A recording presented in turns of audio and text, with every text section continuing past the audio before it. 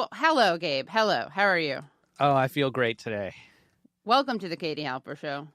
I'm your host, Katie Halper, and I'm always joined by Gabriel Pacheco. Gabriel Pacheco. Great friend, great person. By the way, I want everyone to know that Gabe, as listeners know, Gabe is of the Greek-Mexican persuasion, and he is sitting here with a shirt that says,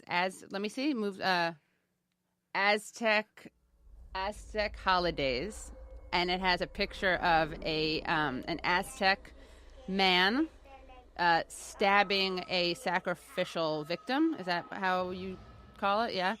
In the heart with a kind of knife. It's a callback, if you will, to the Aztecs. Stabbing one of the chosen people, one of the honored. Yeah, one of the honored. Oh, yeah. Did you see that movie, Apocalypto? Loved Apocalypto. People hated it because it was Mel Gibson, but I gotta say, beautiful cinematography, using real indigenous people, and filming it entirely in their own language, with no English.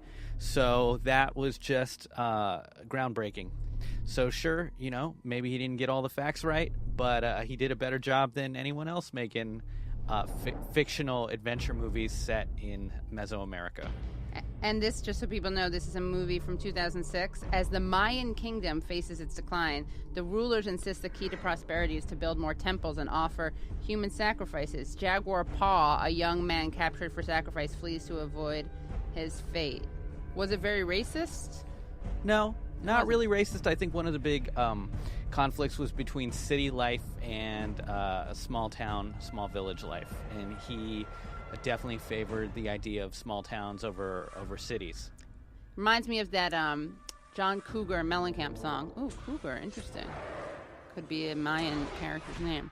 About a small town. I was born in a small town. Well, I was born in a small town, and I live in a small town. Baby died in a small town, oh, small communities. Yeah. Small town mouse goes to the big city and almost gets sacrificed. Yeah. And then he escapes, and the hunted becomes the hunter. Nice, I so like that's the twist. It's a great action movie. Don't pay attention to the ideology underneath, but I've been listening to Struggle Sessions, which you were recently on, and those guys are great because they make it okay to embrace pop culture, for what it is, and all of our favorite stuff is problematic because every piece of art is constructed and created within the dominant hegemonic ideology of capitalism. Right. So what are you going to do? Can't throw them all out. Yeah, we all have the cops in our heads, the patriarchy. We all have sexism, racism, all of these different structural, systemic problems just swimming around up in there. So the artist is never going to make a perfect piece of work. Right. And you can appreciate the work for what it gets right. I like that. By the way, Struggle Session is a new podcast hosted by Jonathan Daniel Brown, Jack Allison, and Leslie Lee. And Leslie Lee, listeners may remember, he's done our show, and he is the creator of Bernie Made Me White, that hashtag, which made fun of the erasure of people of color who support Sanders. And he was on one of our live shows. He was on one of our live shows. What a pleasure. What a pleasure. And great guy. That's the type of stuff that you get. That's the type of quality content you get when you come to the live shows. So I did their show. Gabe, you're going to do their show at some point. Oh, my gosh. I can't wait. Yeah. I'll link to them in our Patreon. Hit me up, guys. Slide in my DMs. Yeah, I'll come do your show. Slide up in his DMs, yeah. Anyway, anything else you want to talk about, Gabe? No, I'm good. All right.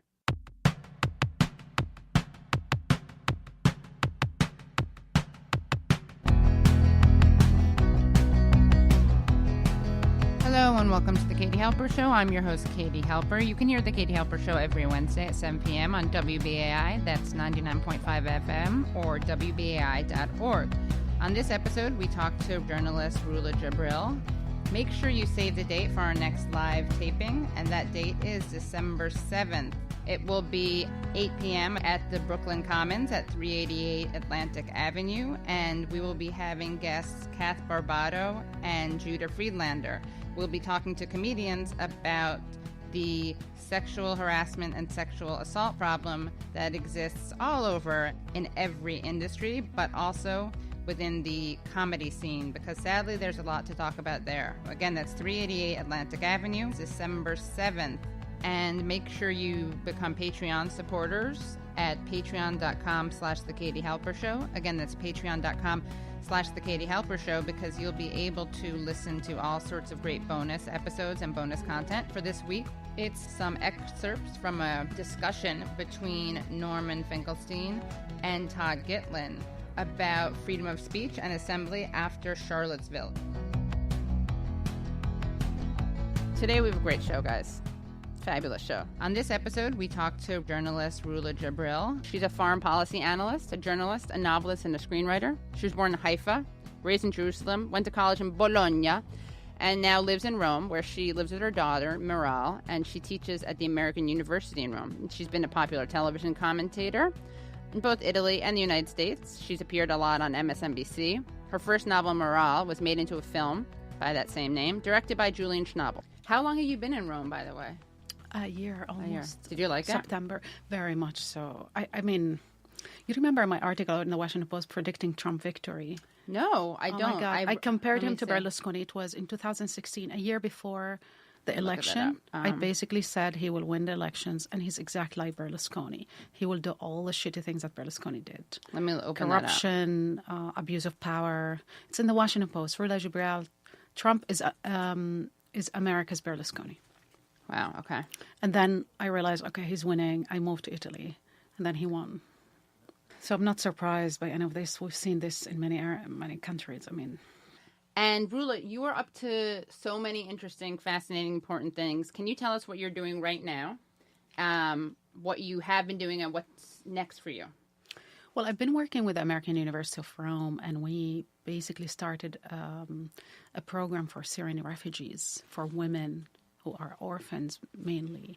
And I realized that the refugee crisis is not going anywhere, and the world is, and people were abusing and using the refugees. I remember President Trump talking about the refugees as they were a snake and existential threat and security threat, and dehumanizing them. And then they would come to Europe, they would be abused and discriminated against. That's why with American University and Richard Hodges, the president, we decided to inaugurate this program for Syrian girls.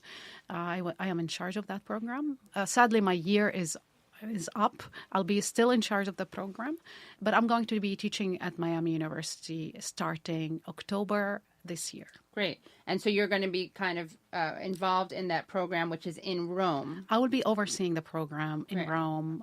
So far, the Italian government has been incredibly supportive to this program, but also we have amazing donors who came, people came to me in the streets, actually, and at some conference, it was like, what can we do about the refugees? I've been reporting about Syria since the beginning of the Arab Spring, since 2011. And how do you find these Syrian young women?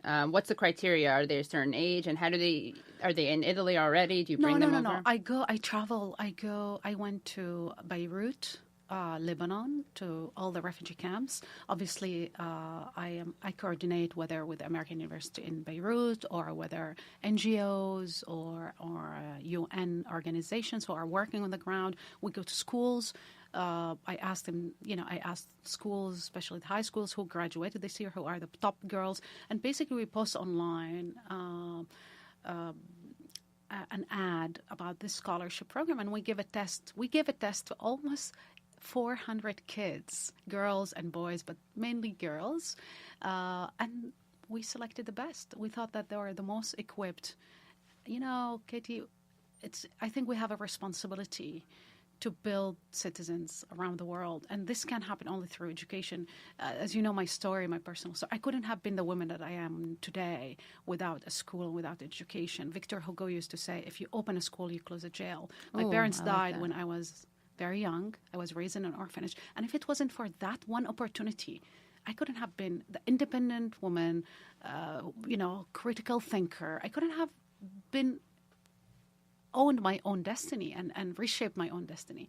So what the American University, and I think every institution should start this kind of program where they open their doors, because one day the Syrian war will end, and you will need people to build that country. And if you want to think about your national security and about your stability, about counter-radicalization and counter-extremism, these are the people you need to invest in now before it's too late, because the refugees are looking at us, and most of these refugees were asking me, women, children, why are people not coming to help us? Right. And when I think of the Holocaust and the history of the Holocaust, our generation spent their lifetime thinking, how could the world have allowed this to happen? You know where we found the answers? In Syria. So what do you think the solution is with Syria? What should the U.S. government do? What should other governments be doing? Not what Trump is doing. Because Right. basically what he did is gave up on Syria big time. He, bombed, you remember, in March, that cosmetic bombardment just to show that he's a man, a real man, and he can do something. He did nothing. He basically gave the whole country to Putin. Putin is already in charge. Assad is here to stay, and he's winning. So the winners of that war are the Assad criminal regime, who murdered 500,000 people and probably gassed, at least 20,000 people, at least, imprisoned half the country, created the worst refugee crisis in the history, basically opened the door for and paved the way for ISIS and radicals.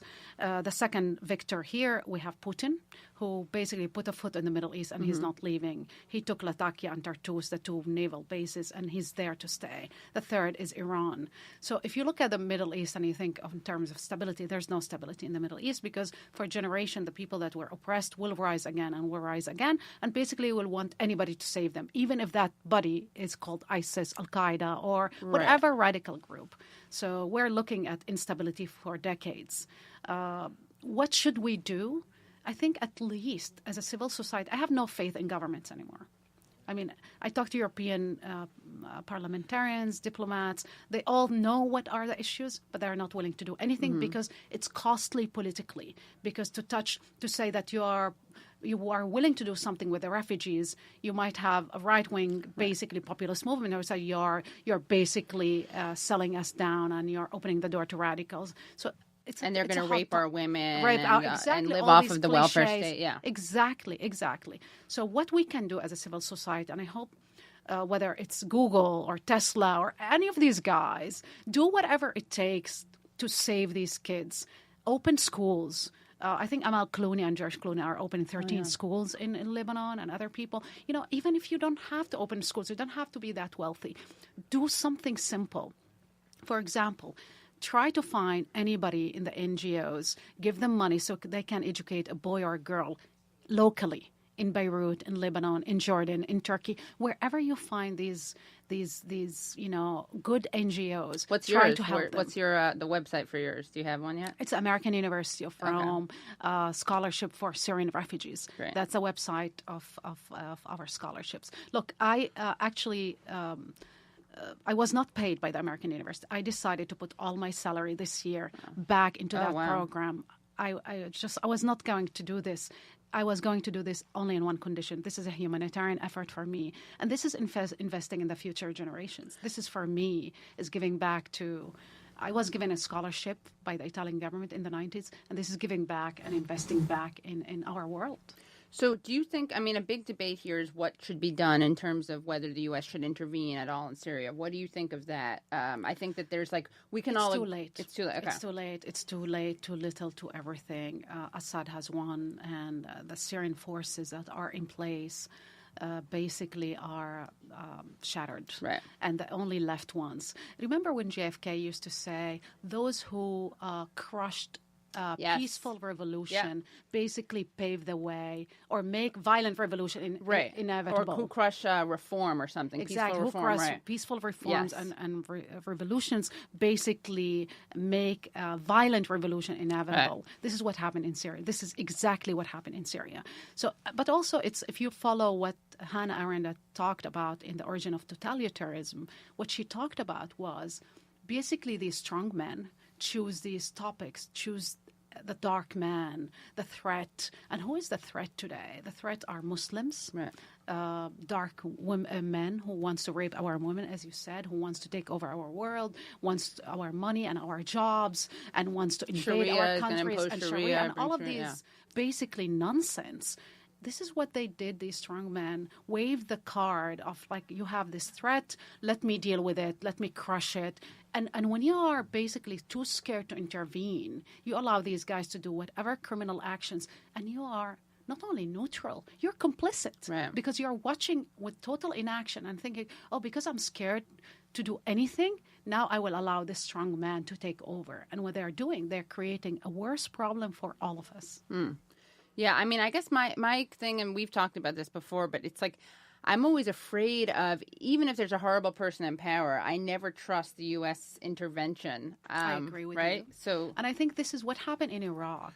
Yes. Basically, let's be honest. What happened in Iraq is basically destroyed the possibility of ever an intervention on a humanitarian base. Destroyed it because it was not a humanitarian base. It was a war of choice based on a lie, weapon of mass destruction, and basically based on an idea. The idea was very basic, but it was very racist.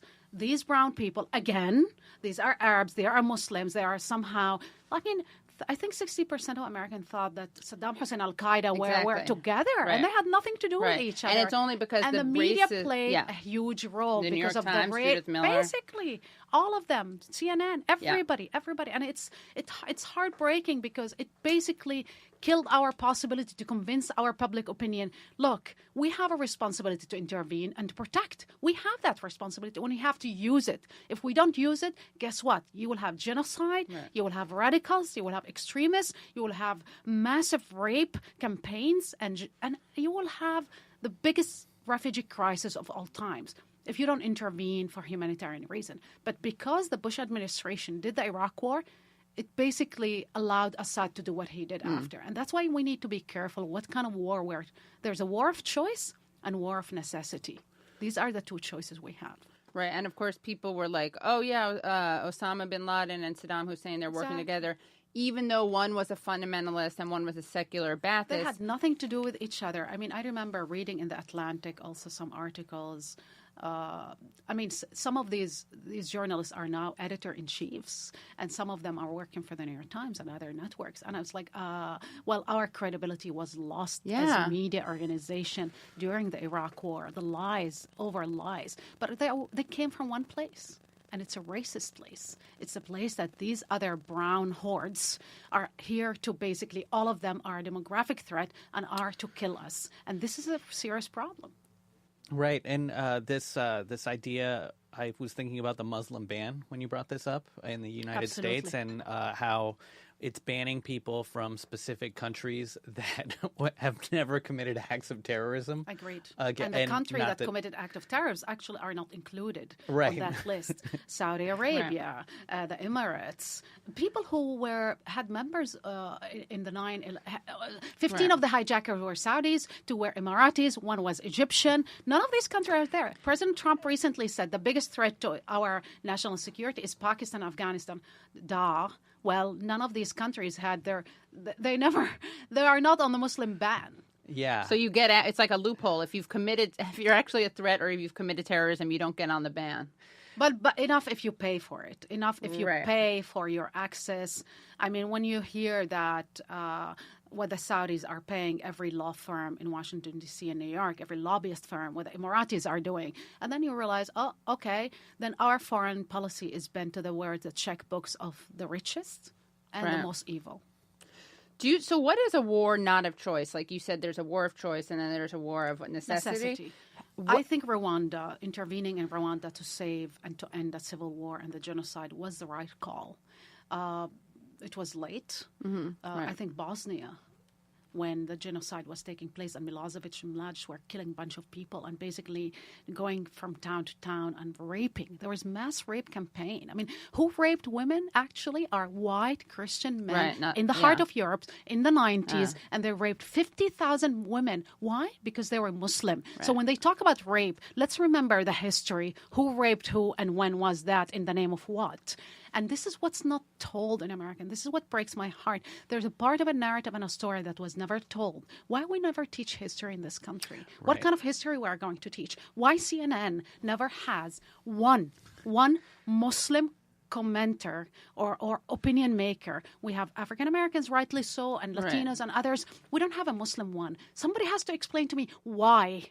Why? We have a Muslim ban. We have Islamophobia, discrimination against Muslims are being killed and shot and imprisoned, Attacked and here. attacked Sikhs, everywhere. Sikhs And who they Sikhs think because they are look Muslim. Yeah, Muslim. exactly, 'cause And they- all of that. And then you have all these racist thugs on air on every network claiming and justifying these acts of and whitewashing these criminal acts. And there's no networks, representation. No right. representation. None whatsoever. And Reza Reza Aslan was fired because he called President Trump, I think, some word. Yeah. But, I mean, look. but that was one. You that- used to be, but I haven't seen I never lately. worked. I appear on CNN, yeah. but I don't. I'm not. A contributor. I'm not a contributor. Right, yeah. But I'm not been a contributor since 2014, if you remember, for my criticisms of how we handled as a media the Israeli issue. Okay. During the Gaza war, the latest Gaza war, 2014, I said our coverage is biased and beyond biased. Look, it's not me talking. It's studies that we've done in Harvard, Yale, and every school. And obviously the media is very sensitive. Look, I think what President Trump is doing is disgusting by calling the media, especially journalists and reporters, traitors. They hate their country, calling them all kind of names. And I think it's incitement. And I'm really concerned about our fellow colleagues working in the media. However, we have a responsibility to examine our failure, whether it's Iraq or the way we report about Israel and discrimination around certain areas. And we should talk about it openly. Right. And self-criticism actually can help us to improve. I have to say, as a Jew, a secular Jew, I call myself a Bernie Jew because a secular lefty Jew, but I don't like it when that happens, when people criticize Israel, which I do all the time, and we do a lot. But when you see someone criticizing Israel and then they get shut down or they get banned, they get kicked off TV, I'm like, don't you realize, guys, you're fulfilling the stereotype of our running the media and not allowing any criticism? I mean, I know, but it's true. It's like that. I mean, people are worried about anti-Semitism. Like, the way we enable Israel and the way we shut down criticism of Israel, that's not doing Jews any favors. Like, look, I am an Israeli citizen, Right, yeah. by the way. I am ethnically Palestinian. I'm a Muslim woman. I have a Catholic daughter, and I used to be married to an American Jew. So if anybody wants to You're accuse like me of anything, Al-Andalus. exactly. So I mean, if you have to pin down on, if you think my motivations are driven by my ethnicity, then Right. you have to justify my marriage or Right, even right, of my course, daughters. yeah. Like, it doesn't make sense. I mean, it's basically the burden of proof is on these Right. people who think that my motivation driven by these things. But I believe in democracy, and I believe in basically the rule of law, and on the fact that we were born equal, all of us, regardless our ethnicity, under the law of humanity and in the eyes of gods, whatever God you believe in. But one of the reasons why studying anti-Semitism in Europe, and I attended college there, one of the main reasons why I am a deep believer in democracy, but also in criticism, because that improves democracy, is European Jews wanted to be seen first and foremost as citizens, not as Jews. If we start labeling people as Jew and non-Jew and Muslim and Black and Latino, whatever, you know what we're doing? Basically, our ethnicity and religion is trumping democracy and citizenship. And that is a shame. That is basically how you destroy democracy. We need to push the media to understand that criticism and self-criticism is so important. And without it, we can never improve. Never. And what do you think? A lot of people compare Netanyahu to Trump. What do you think of that comparison? Oh, I actually compared Netanyahu to Trump and to Berlusconi in right. Italy, who I met and interviewed wow. multiple times. Look, Boomba boomba, bunga bunga bunga. bunga, yeah, the women, the misogyny and sexism. I don't know if Netanyahu has that aspect in him. I don't think he has. He does. I mean, there was a yeah, harassment he had. claim, I think, but yeah, right. harassment claim. I think he had an affair. And but look, the personal Sure, side. unless it's right. I don't care It's- if it's consensual. Me too. I don't, yeah, exactly. Me same. neither. Yeah. Honestly, me neither. But I care about another thing. Both men, Netanyahu and Trump, have the same racist, discriminatory views. Netanyahu, remember during the last election in 2015 when he went and he said Arabs are they're busing Arabs to vote in droves. What he was talking about demographic threat. He was talking about my family, my community, who believed in democracy and wanted to vote for the Israeli government. It's like, imagine, they claim first, they don't recognize us as an Israel, they don't recognize Israel. And then when Palestinian citizens go out there and vote, it's like, they're driving and they're busing them in drove, and they're like, so what are you doing? You're inciting against them. Center to his agenda is a series of policies and laws that are to discriminate and push aside all kind of Palestinians from participating in the public life. The threshold, when they raise this threshold as parties, it's just to exclude Arab from the Knesset and from the parliament. So when Trump talk about 3 million illegal people voted, what is he talking about exactly? Like brown people like myself and others who arrived legally to this country and were naturalized and went and voted. Right. This is what he's talking about when he's talking about Latinas and the judge inability to perform because he's a Latino, because of his ethnicity. These are the kind of racist things. When he pardoned that sheriff, Arpaio, we were talking about that, Arpaio, during a hurricane where people were dying, that was his priority number one, to basically release a guy, pardon a guy that was accused of 4 or 5 things. One of them, running a concentration camp. Yeah. 2, putting a woman while she was giving birth, shackling her to bed. 3rd, terrorizing Latino community, racial profiling. And the guy is proud of that. Yeah. And he's like, he's a strong man. He's strong on borders and illegal immigration. This is not being strong. This is being a thug. Right. These are 2 separate things. Also letting go all these rapists if he's so strong on law and order. He diverted his did resources. not care about rapists if the rapist was a white guy. But Bibi Netanyahu does not care about anti-Semitism if you don't challenge him on settlement. If you're an anti-Semitic and neo-Nazi and you don't challenge him on settlements, he does not give a damn what you care. So he really doesn't care about Jewish people around the world. That's what's so and shocking, this is what's scary. but not shocking what at the is same time, scary because you care about a settlement enterprise, illegal settlement that oppress people in the occupied territories, and you don't care about the well-being and the safety of the Jewish community. Guess what? I care. Right. As a Palestinian woman who was married to a Jew, who has deep roots in Israel, I care. And this is not going to happen under our watch. So to me, it seems like Netanyahu is like the soft-spoken, slick Trump. Like he doesn't wear it on his sleeve the same way that Trump does. Although we don't translate his Hebrew. I mean, if you listen to him in Hebrew, is it really, I mean, the things that comes out of his mouth. But just he his style, right? Yes. Like his aesthetic, Yes. right? He's an undercover. He's a closeted thug, whereas Trump wears his thuggery. Listen remember how he treated President Obama. When Yeah. President Obama Yeah. was in office, he arrived there and he put whacked his finger in his face. That's the President of the United States that was giving you aid, millions, billions of dollars to protect you and to save you and to keep you the strongest and give you a stronger edge militarily. And you're treating him. Why? Because he's a black man who happened to have a Muslim father. Right. Let's remember when President Obama was in Egypt giving in 2009 his speech about democracy, the rule of law, about empowerment and inspiring and telling the Muslim world, we're not in war with you, but with radicals. We want to be your allies. You know what Bibi was doing? He was having a meeting with his cabinet, like, how do we deal with this threat? That's what he was doing. He saw President Obama as not an ally, but as the demographic threat that doesn't want ever to happen in his homeland. Because imagine, God forbid, a black man or woman from Muslim origin that can become president or prime minister of Israel. I mean, Israel is becoming more and more an ethno-religious project of exclusion and purity. And this is scary. Right. I mean, the funny thing is Obama wasn't even that different from other presidents in terms of Israel-Palestine. Well, he was black. He was and black. He has a father. And he talked about and he talked about fairly. equality. Yes, and he talked about dignity and decency. For Palestinians. And he was he never did anything to challenge Bibi, basically, that's except the talking irony. about can you please restrain yourself when it comes to settlements. He did the Iran deal, though, which was an incredible shift because he realized the Iraq war was lost for the Americans, but was won by the Iranians, and the balance of power in the region was shifting, and he needed to change it also diplomatically. And he did. And Bibi lost it.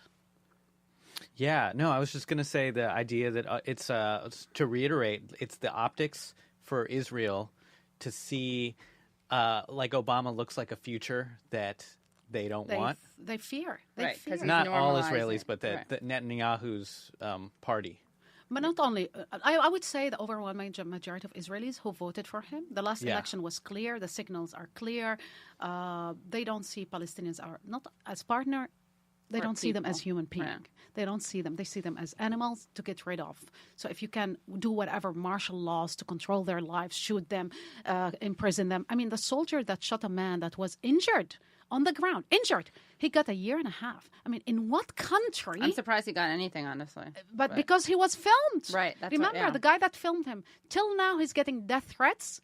I think his relatives were arrested, intimidated over and again. They destroyed a school built by the UN, a school for children of Bedouins 3 days ago that built a school. I mean, how can a country like Israel that was created after 1940, established in 1948, that it's a betrayal of the Declaration of Independence, talk about equal rights for all our inhabitants, regardless gender, ethnicity, and religion. They are betraying that Declaration of Independence of people who fought and survived the Holocaust and built a country that was supposed to be the shining city in the hill of the whole Middle East. Now we are becoming another tribe.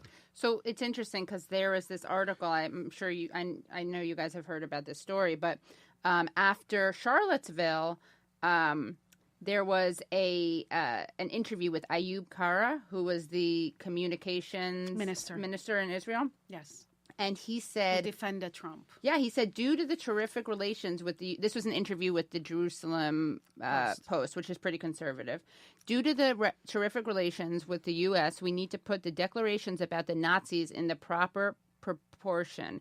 We need to condemn anti-Semitism and any trace of Nazism, and I will do what I can as a minister to stop its spread. But Trump is the best U.S. leader Israel has ever had. His relations with the Prime Minister of Israel are wonderful. And after enduring the terrible years of Obama, Trump is the unquestioned leader of the free world, and we must not accept anyone harming him.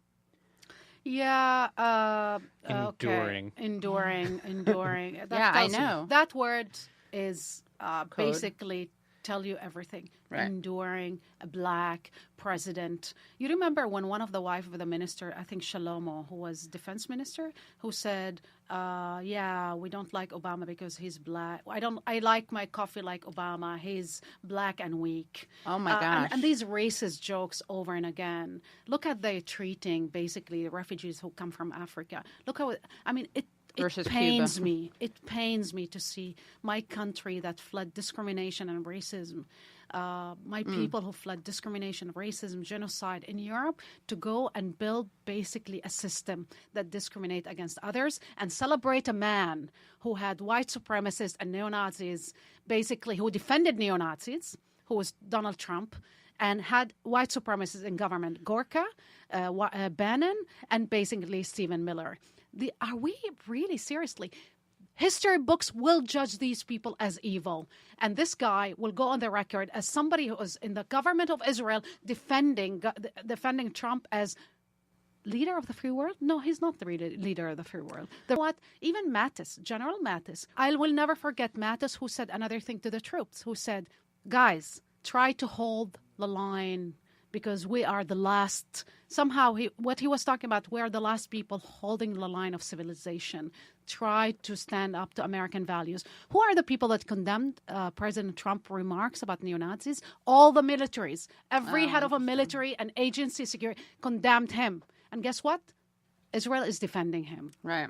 And the GOP. Israel, who was founded in large part because of anti-Semitism, Exactly, right? exactly. I think the founders of Israel will be turning in their graves if they would hear this guy speaking. I didn't know. So Kara, who said this, is a member. He's Druze. I didn't know this. A member of the Druze community. I'm not surprised because then basically what you do, there's a mindset in Israel that if you want to be part of the system, you have to speak the language of the system. When Netanyahu spoke candidly during the election about these Arabs, in droves, being bussed in droves to go to vote, so go outside and outvote them, otherwise they will take over our country. When his minister Lieberman talked about Arabs being terrorists and thugs and talks about banning them, boycotting their businesses, deporting them legally, cutting their heads. Didn't he say something about cutting their heads? And sterilizing their men, so we will have less children and less babies. When you have member of parliament, I think he was the speaker of a while ago of this parliament, who his wife refused to give birth in the same ward with an Arab woman. When you bulldoze basically a school only because Arab kids go to that school, what country are we living in?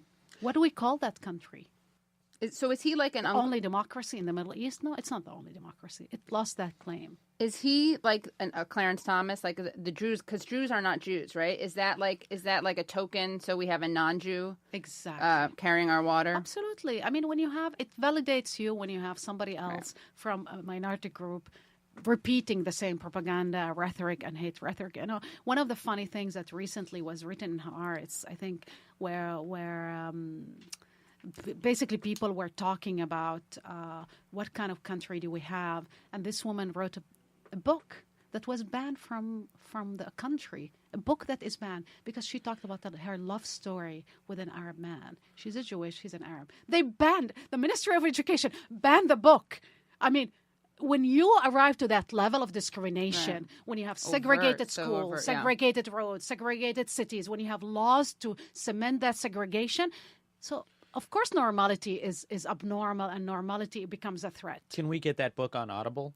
Yes. Okay. We can get that book on Audible. We should distribute that book. We should do a reading. Let's do a reading. So, what do you think about? Oh, by the way, I'm looking for it. I made a video where I took Netanyahu's video about the Arabs coming out in droves, and I just made it like blacks are coming out in droves, and I made Likud Republicans and Labor Democrats, so it made it like to show what this would sound like absolutely in the United States. That's right. So when people defend Israel in the United States, they need to understand what they are defending. They are defending basically not democracy, not the safety of Jews. They are defending a very radical, extreme right wing that wants segregated country, not only for Jews who believe as they are and say what they want. And if you are critical, believe me, if you are a critical Jew, they will treat you as an enemy and as a threat. Can we look at it as comparable to apartheid in South Africa, or? I think we're heading there, and I think two prime ministers warned about that. Oh, yeah. Ehud Barak and Ehud Olmert. I met Ehud Olmert, and I met Ehud Barak, both of them, and I talked to Ehud Olmert. Which Ehud was better? Well, Ehud battle. Just kidding. Both of them basically said we're heading towards apartheid. This is the country. And look, Netanyahu came yesterday. Said we're not stopping the settlement building. We will keep building. Even Kushner, who was sent there, he said to Abbas, the president of the authority, who was a mayor basically of Ramallah, said we will never stop building. I'm fine with it. You want the whole country? Take it.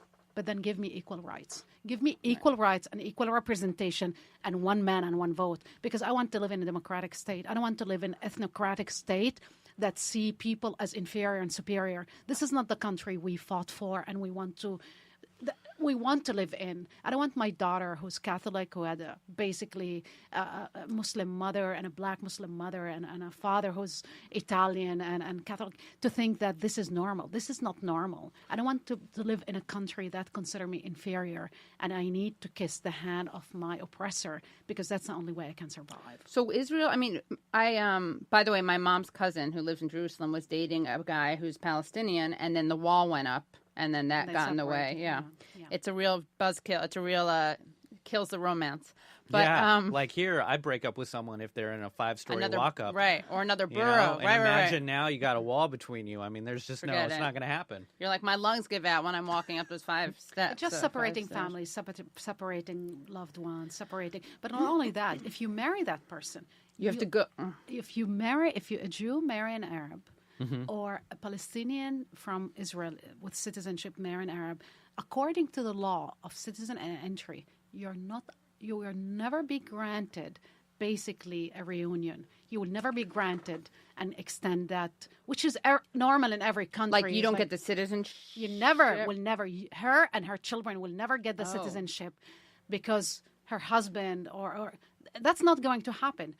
But if you are a Jew from anywhere in the world, you will be granted immediately citizenship and anything. I mean, we are basically celebrating segregation and racism. I cannot call it anything else. And if Israel will become a pariah and apartheid state, I mean, it pains me. But it's the choices that my politicians made over the years of basically annexation of the whole land. Right. But they want to annex the land, but not the people.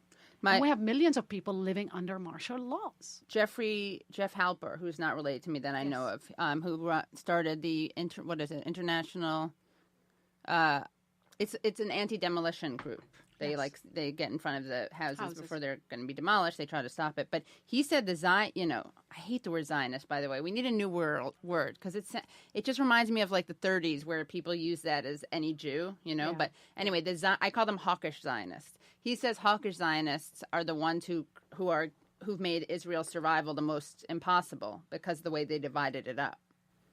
Well, look, when you have Sheldon Adelson giving millions of dollars to Trump, and then I think he's the guy that talked at the Atlantic, it's the Brookings Institute, and he said, throw a bomb. Liberal think tank. Throw a bomb on Iran, throw an atomic bomb on the Iranians, and who cares about democracy? Even if we don't have democracy, who cares about that? Well, he must... Probably he doesn't care, but everybody else does. 70% of the people are under 30. What do you think of what system they want to live in? South Africa, where people are living or sitting on a beach and being, instead of enjoying their lives and their freedom and their liberties and their rights, they're concerned that their neighbor who has nothing, who's denied nothing, will come out and kill them. Is that that's the threat? That is the existential threat that we will live in. People who are segregated and basically excluded from everything and harassed and hammered and oppressed will rise up because that is the natural order. People were born free, whether you are in the desert, why did the whole Babylonian basically uprising that the Jew led, rightly so, led against oppression. Do you think anybody else will not lead that? Anybody that oppressed, sooner or later, will stand up. Right. What do you think of BDS, by the way? Look, obviously, we need to find solutions and ways to basically challenge the occupation. I think in South Africa it worked. If it wasn't for the sanctions, crippling economic sanctions, they would never had basically conceded. I love. There's one quote that I always repeat, and it's really power never concede anything without a demand, never did and never will. Frederick Douglass, who's doing great work. Great work, according to President Trump. Exactly, great work. He doesn't know even who the guy is, or not even mention one quote. And he said, basically, a struggle must be a struggle. It can be moral and it can be physical, but it must be a struggle because power never concede anything without demand, never did and never will. And I believe that. Power never concede anything. It must be a demand. I don't think they are anti-Semites. The accusation is false. I believe we need to boycott absolutely some illegal settlement in the West Bank.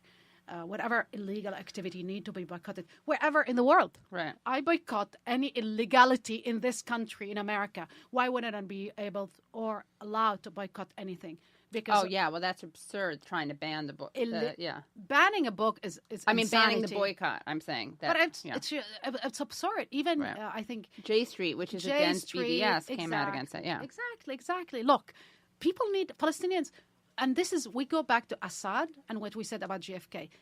Those who make non-violent revolution impossible pave the way for violent revolutions and basically make violent revolution inevitable. You choose and you pick. You cannot constrain people, strip them of their rights, oppress them, brutalize them, terrorize them, and say, boycotting illegality of the settlements is not good. I don't want it. Well, duh. Right. What about BDS? We had Karima Stefan, who edited this book called Assuming Boycott, Yes. which is all about boycott. And he and his, it's an anthology defending the boycott and BDS. Even Michael Wise, CNN contributor, basically agreed with boycotting the settlements. Right. That's Is Peter Beinart still doing? Because I know there was a difference between boycotting settlements, right, and boycotting all of Israel. Where do you come down on that? I think, I don't know about Peter. I don't remember his position. I think boycotting any illegality is fair and square. Because as Kareem was saying, it's all illegal. That's his point. The occupation is illegal. Yeah. Basically, the settlements are illegal. They're like oppression is extra illegal, Martial but yeah, laws are right. illegal. Look, if today, as we speak, South African government, or let's say a European government, start oppressing Jewish minorities in Europe, I'll be the first to boycott that Right. government. Yeah. Not only boycott their illegality, what they are doing, but basically speak against it full throat. And I don't identify people as Jews and non-Jews and Muslims and non-Muslims. Human being are human being. Wherever Right. they are oppressed, we need to stand up for them. Right. My thing is, the only thing I'm torn over, not BDS in general, the only thing I'm torn over is the academic part. That's the only thing that I'm... Look, and me too, actually, because I work in academia, and obviously it's very hard. Norit Peled, who's the woman that she teaches at Hebrew University in Jerusalem, and I think she wrote the most extensive work about the occupation and how the segregation in the education system. And she talked about the segregated schools, but how Arab are depicted in academia. Arab are depicted or like Bedouin without a nationality, or as terrorist, an existential threat. We need to challenge these views in any kind of way. I'm not saying to boycott the intellectuals and journalists and others. Obviously, Gideon Levy in Haaretz is very pushed, like we need to boycott everything. People have to find their equilibrium and what they're comfortable with. I'm comfortable with boycotting illegality wherever that exists, whether it's in the occupied territory or in Timbuktu. Right. Let's be clear about that. No Israeli hummus for me. Yeah, no So- Sabra hummus, right? Yeah. That's the brand. Yeah. No, I mean, I But think people that are ill-informed. I mean, if we inform them of what's going on. it's not even good. We should do a taste test. We have to find the best non-Israeli hummus. Well, the best Israeli hummus is at my home. Okay, there we'll do They it. are welcome. We'll call it I'm an Israeli Rula's citizen, hummus. and I can make the best hummus whenever you are welcome to come into my home. But what I wanted just to add one last thing that for me is important, an Israeli citizen who's ethnically Palestinian. We're fighting for the soul of democracy and for the rule of law.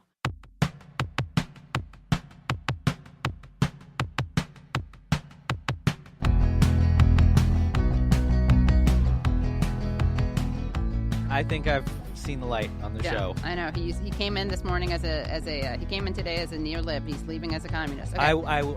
I came in thinking that we should have moderate intervention in other countries to help spread democracy, Right. and I hated Russia when I walked now in the he loves door. Russia, and Now I can't get enough of Russia, and the only place that I laugh is when I watch Redacted on RT. right. And Lee Camp show. And Gabe he came in with this Greek coffee cup, like a Greek diner coffee cup with the beautiful pillars, and his Aztec shirt, and now he's actually changed into a Soviet outfit, and he has like a Lenin mustache and goatee on. That's it. That's it. Wait, now he's taking it off. He just put on a white wig. There's an ice pick coming out of his back. Looking good. Oh, wait, now he just shriveled one of his arms. Dark mustache. Stalin, Papa Joe.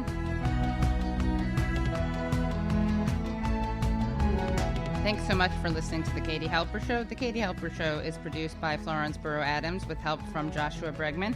Our theme song is by The Ballet. Make sure you save the date for our next live taping, and that date is December 7th. It will be 8 p.m. at the Brooklyn Commons at 388 Atlantic Avenue, and we will be having guests Kath Barbado and Judah Friedlander. We'll be talking to comedians about the sexual harassment and sexual assault problem within the comedy scene. Again, that's December 7th. 8 p.m. at the Brooklyn Commons, 388 Atlantic Avenue. Please rate and review us on iTunes, like us on Facebook, follow us on Twitter. I'm KT Helps, that's letter K, letter T, HALPS. Gabe is Gabe _ Pacheco. Use the hashtag KT Help Show. That's letter K, letter T, HALPSHOW.